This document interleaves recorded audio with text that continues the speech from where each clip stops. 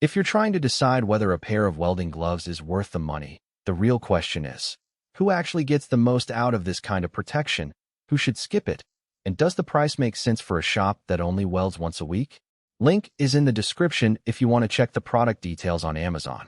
The hesitation most buyers feel isn't about the leather-looking tough, it's about whether the glove will actually keep your hands safe when you're moving a torch for hours, and whether it will still feel usable after the break-in period.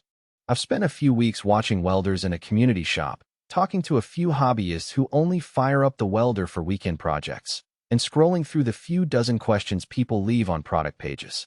The consensus is that the biggest pain point is finding a glove that balances heat resistance with dexterity.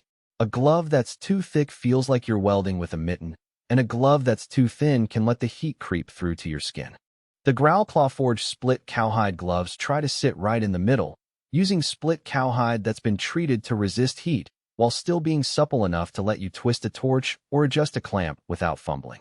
Let's start with the people who will actually benefit. If you're a full-time welder, a contractor, or someone who runs a small fabrication shop where you're pulling multiple passes a day, the extended cuff is a real game changer. The cuff stretches past the wrist and wraps around the forearm, which means that when you're pulling a long arc and the heat radiates back, the extra leather acts like a shield for the lower arm.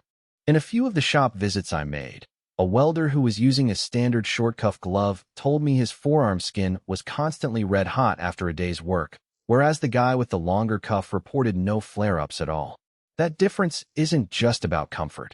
It's about preventing burns that can become chronic injuries over time. The Kevlar stitch seams also matter for heavy-use environments. In a shop that runs 12-hour shifts, gloves get tugged, snagged on clamps, and sometimes get caught on rough edges. Kevlar thread doesn't fray the way ordinary polyester does, so the seams stay tight after dozens of washouts and a few accidental cuts. I saw a welder who had been using a pair with regular stitching. After a month, the palm started to split at the seam, exposing his hand to heat. The GROWL pair held up without any seam separation during the same period, which translates to fewer replacements and less downtime. Now for the skeptics. If you only weld once a month for small hobby projects, you might be overpaying for features you'll never fully use. The extended cuff adds material, and that material costs more. A hobbyist who just needs a basic glove for occasional repairs may be happier with a cheaper, lightweight option that still offers decent heat resistance. The break-in period on genuine leather is another consideration.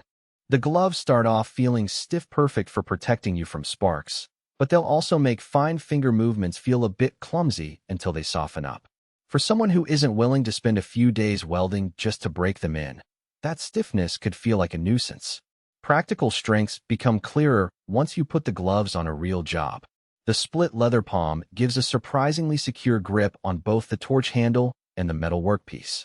In a live welding demo, the presenter was able to flip a welding rod between his fingers without the glove slipping, something that's often a problem with full-grain leather that's too smooth.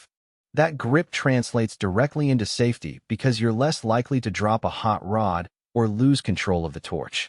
The black base with orange accents also serves a purpose beyond aesthetics.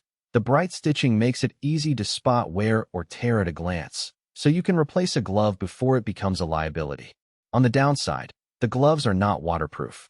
If you're working in a rainy environment or have to wash them frequently, the split cowhide can stiffen after getting wet and take a while to return to its original flexibility. A couple of users I chatted with mentioned that they had to air dry the gloves for 24 hours after a rainstorm, and the leather felt a bit harder the next day.